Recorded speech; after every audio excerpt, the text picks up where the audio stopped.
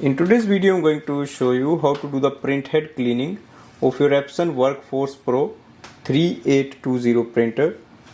This video will show you how to do the automatic printhead cleaning.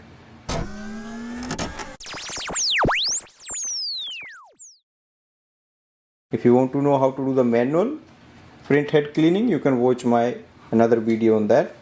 Automatic printhead cleaning is the first step to do if your printhead is clogged or jammed. Then you can just do it.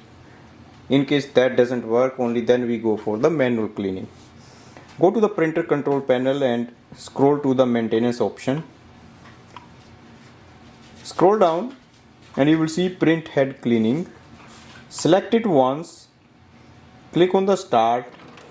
Make sure you have loaded the A4 size or letter size paper in the paper tray, because we will print a nozzle check sheet in the last option. So wait for a couple of minutes.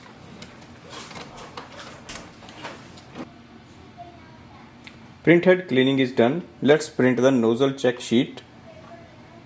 This will give us a clear idea about the status of our printer's printhead, and we can see if all the inks are working or not.